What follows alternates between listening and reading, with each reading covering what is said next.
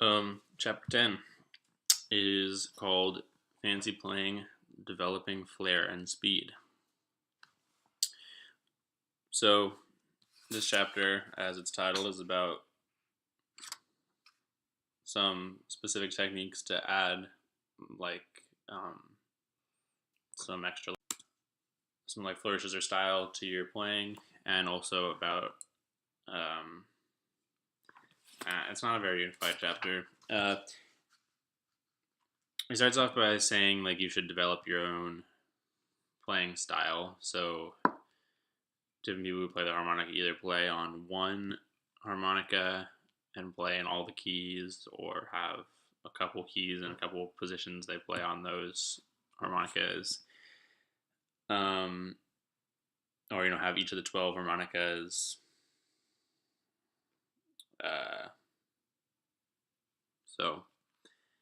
And then he talks about scales and how you should be able to recognize the scale that you're playing on the harmonica in the position that you're playing it in. So he goes about explaining how to play the scale that the harp is in each register. So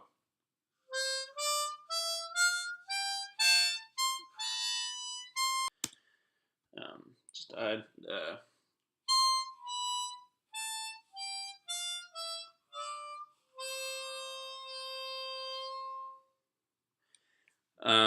and then he talks about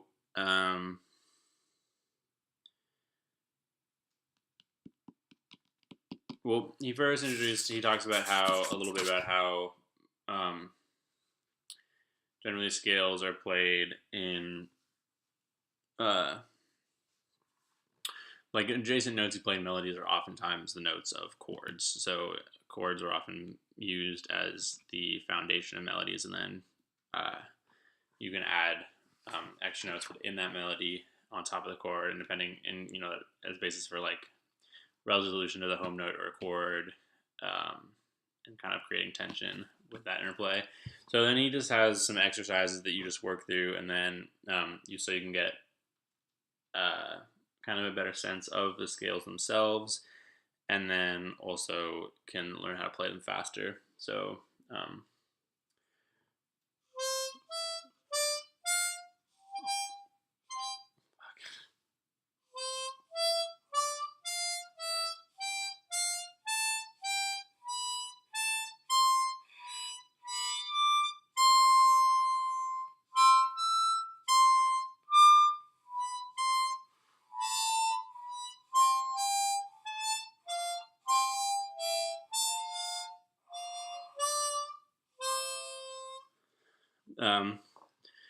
so yeah, you get the idea. It also has a lot of those in the lower and higher registers as well. And then he goes into so like, because the harmonica is not set up with the like the physical movements you make on the harmonica are different from the changes in notes you play. So even though that was repeating in terms of melody going up the scale, it the notes you're playing, it's not consistent on the harmonica. So you're not just doing like blow, draw, move up, blow, draw. It's like, you might blow, draw, draw, blow, and it changes as you go up. All right, so then here's another one.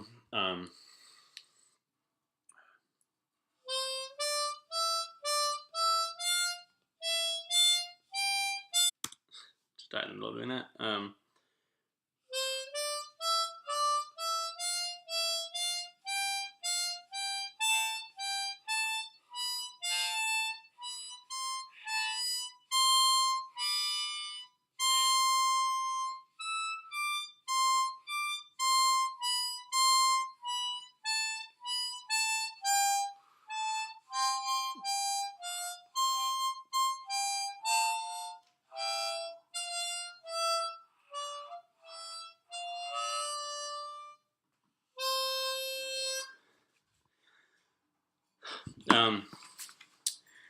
So yeah, and then so that one.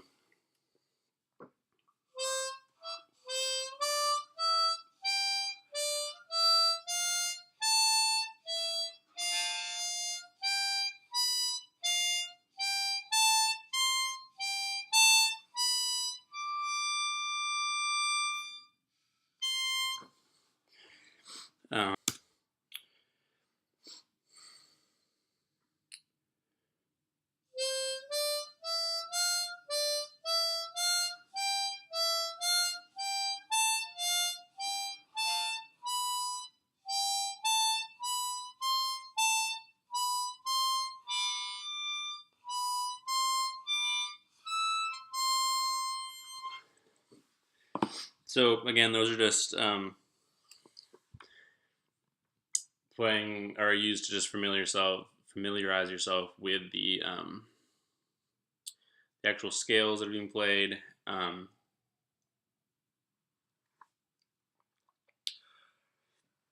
And again, yeah, just to develop. I mean, they're basically just exercises to is you can play them faster and faster, and kind of gain confidence both in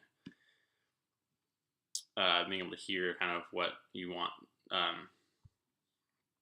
matching your expectations to the what you're hearing with your physical actions that you're playing, and then also, yeah, building speed.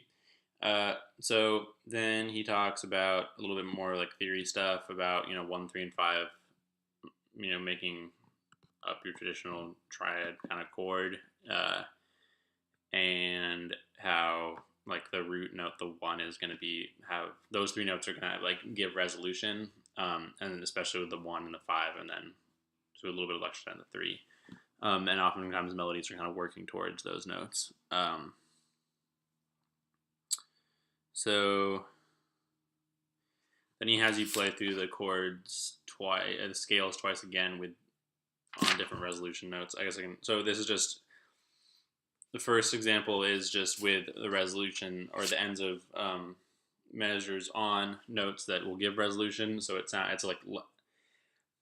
playing a very similar scale. The first example, but it there's gonna be less tension in it because it's kind of centered on those home notes.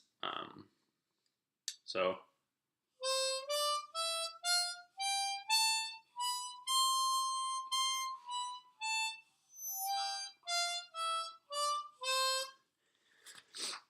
and then so this example is then going to have more tension as well as resolution. So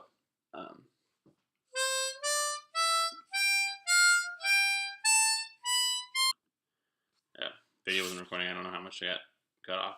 Damn, iMovie sucks. He talks about adding ornaments to the melody next. He was also mentioning how he doesn't talk that much about specifically why pentatonic scales are used. He just kind of throws the idea out and then use it. So so talk about ornaments to the melody. So first thing he introduces is called a shake, where you roll back and forth between 2 notes. Like that. You can shake your head or you. So like melody with that would be like.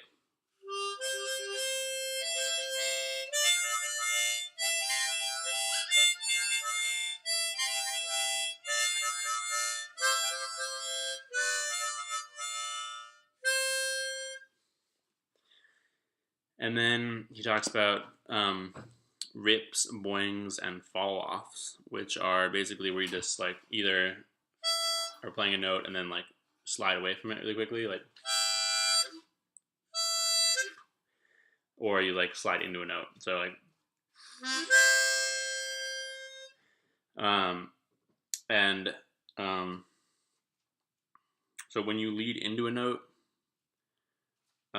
that's called a rip because it kind of gives a little rippling noise. So like,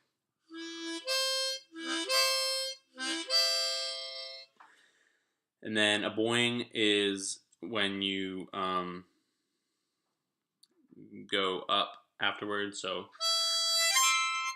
because it sounds like a bouncing ball or something like that, and then a fall off is the opposite. We go down, so like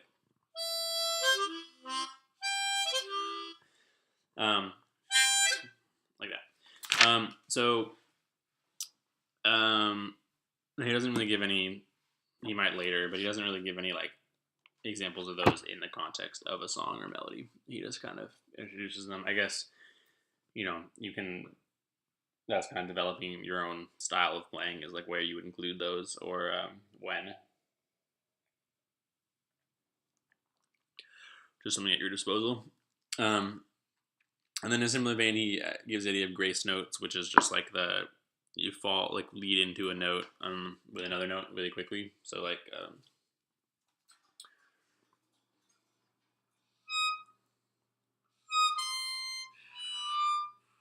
fucking A, it's so much.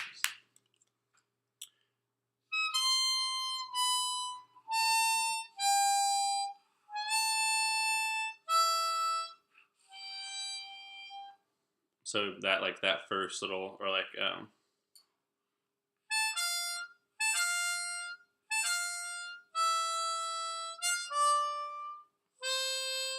so this is kind of like da da. You'd probably even do them faster than that, but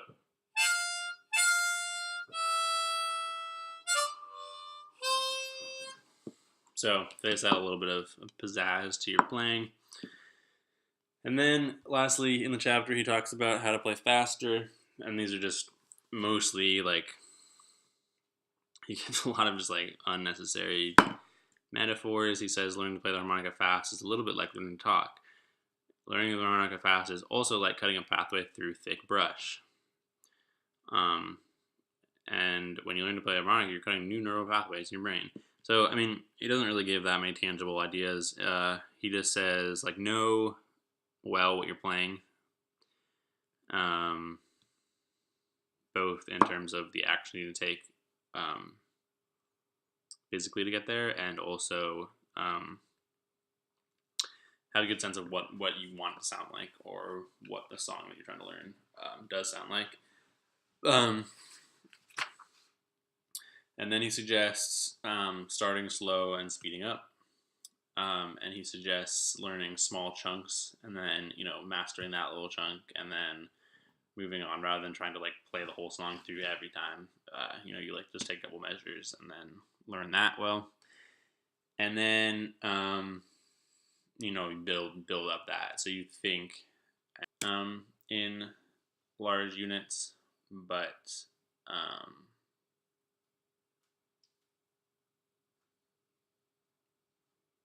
learn the physical motions in smaller ones just to provide unity to your playing rather than just really small disparate parts.